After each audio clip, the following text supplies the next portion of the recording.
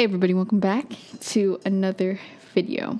So today we're going to be doing something pretty interesting. We're going to be editing an entire video on the M2 MacBook Air. Now this one is the base model, the one that everybody absolutely hates. The one with 256 gigabytes of storage, 16 gigabytes of unified memory. So yeah, we're gonna see if it actually holds up, if it can not only edit the video, but also record the audio, because it's going directly into the MacBook, as well as record the screen. So yeah, we're also gonna be testing battery life, because right now we are at 99%. So yeah. So let's get started. First thing we're gonna do is we're gonna transfer the files onto the MacBook itself. So the video that I'm going to be editing is the Pixel 6a unboxing, and it is 89.35 gigabytes. So we're going to go ahead and transfer that. Okay, so it says about 2 minutes, but I'm going to use my timer because this can fluctuate.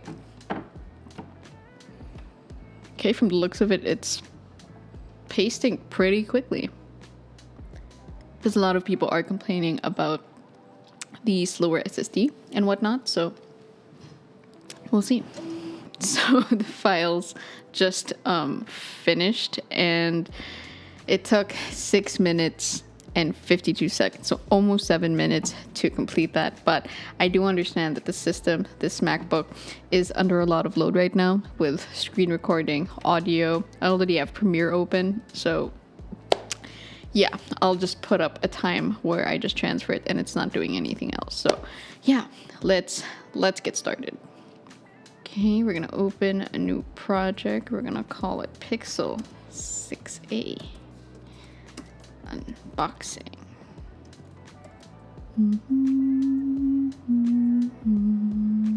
This is an unboxing. It's shot with 3 different angles.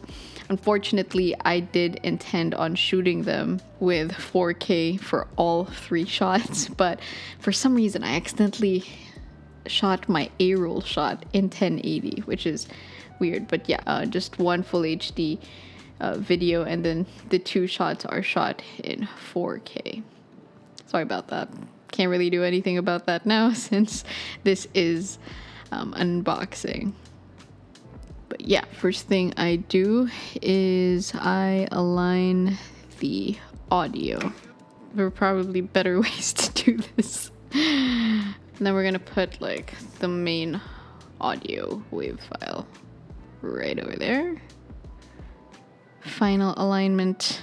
We're gonna adjust this because the other files are 4K, and that one shot and our A-roll shot is 1080p. I'm so sorry.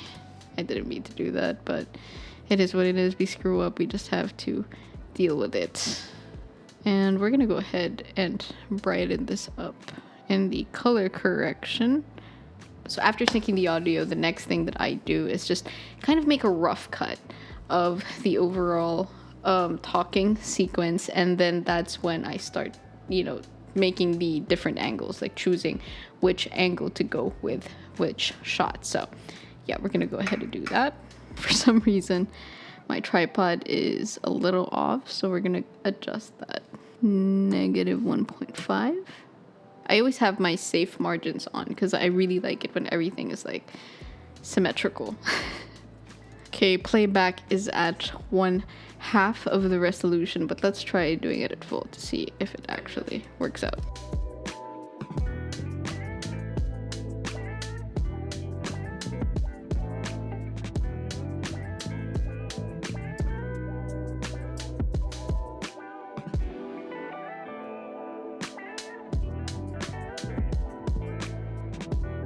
I put in the Google tensorship.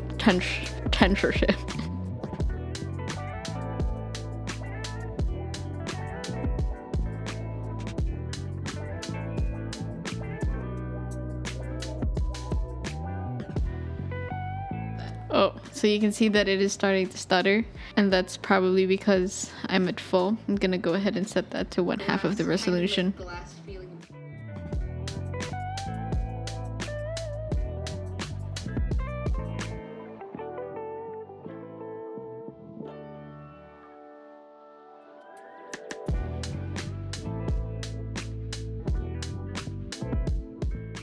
Okay, so now that we're done with the rough cut, we can go ahead and go back to the beginning and edit the second angle and the overhead shot on top of the main footage. Also, battery check. It is at 77% after almost like an hour and a half of editing. The M2 MacBook Air still has crazy battery life.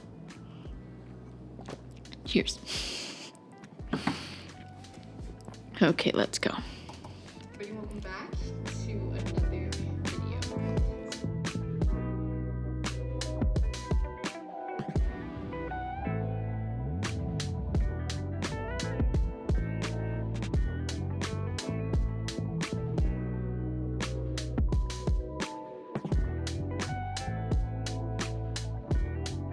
So this is what I really like about editing with multiple angles. Like, even if you stutter and even if you make mistakes, it makes it a lot easier to edit and look much more seamless or acceptable rather than just like awkward cuts, right?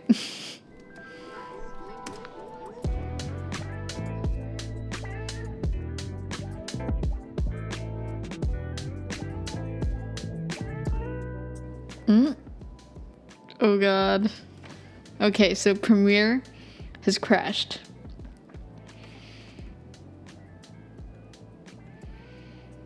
Oh god. I mean, it could possibly just be the workload because I have edited like an entire video on this with all 4K clips. A little more intensive than this, so you will see.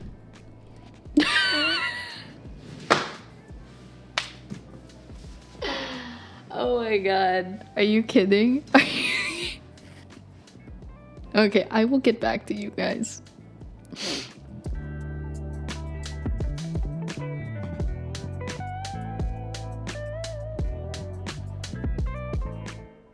We are back. Yes! So as you guys saw, Premiere Pro autosave did save my butt there.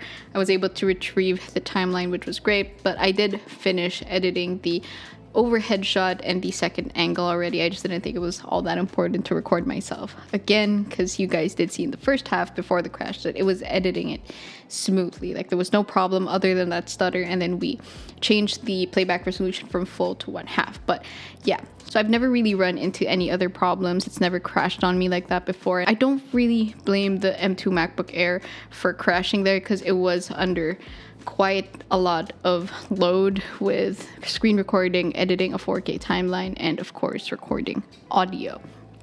But honestly, I don't even think that was an M2 MacBook Air base model configuration problem. It might have just been a Premiere Pro problem because we all know how glitchy Premiere Pro is, you know? I don't really understand why I still use it, but I guess it's more of a comfort thing because I'm so used to it.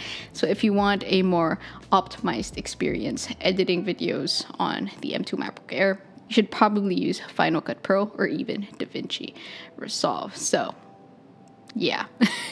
Anyway, let's go on and finish the edit. So since I'm done with all the cuts and whatnot, all there's left to do really is download the music. Okay, so we're just gonna look for a track for some music to play in the background.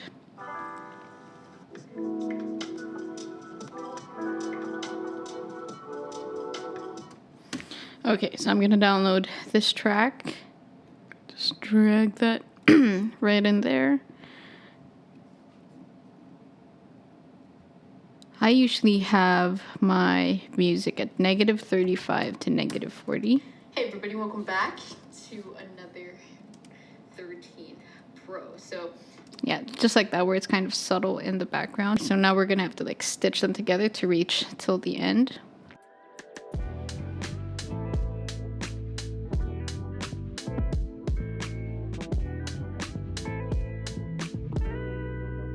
Okay, so now when we replay it, it's just a very subtle track in the background, so that's nice. All right, so the last thing we're gonna do is we're going to export it, okay? Okay, so I turned off the screen recorder. I'm gonna be recording this on a second camera just to show you the export times. Alright, so let's go ahead and export that. So the preset we're going to be using is the YouTube 2160p 4K Ultra HD. We're going to put in a LUT, and that is the QT Gamma Compensation Cube. It's just the fix to Adobe's exports looking a little paler than your actual, video. So we're going to go ahead and do that. Export. So right now it says 8 minutes, but I'm going to go ahead and time it myself. So in terms of export times, this actually is the biggest differentiating factor when you compare the MacBook Air and the MacBook Pro 14, because it does take quite longer to export videos on this. And I think it's a little unfair to compare the two because of how different those two prices are, right? But I would still say that the M2 MacBook Air still does really well in terms of editing, actual editing. I would say that it's almost on par with the MacBook Pro 14. But in terms of export times, yeah, this is where you see an obvious difference. Okay, so the MacBook Air is now done exporting the video, and it took 11 minutes and 12 seconds. Now, I definitely think that that's a respectable export time, even as somebody who is used to much more fast and quick exports. But yeah, I think it's safe to say now that the MacBook Air is capable of editing 4K videos. It definitely wasn't perfect. We did have a few stutters here and there, some dropped frames, and of course that crashed, but we still don't know why it crashed. Maybe it was the MacBook Air, or maybe it was just Premiere Pro. But we have to give props to the MacBook Air, because not only was it editing a 4K timeline, it was also screen recording and recording my audio. So yeah, that's a lot. And I do know that my editing style isn't the most complicated, but I like to keep things simple and clean for a reason, while just trying to get my point across. Now, as a MacBook Pro 14 user, that is my main computer. It's definitely a much better computer. You get a much better screen. Performance is just much better. I don't stutter on that at all.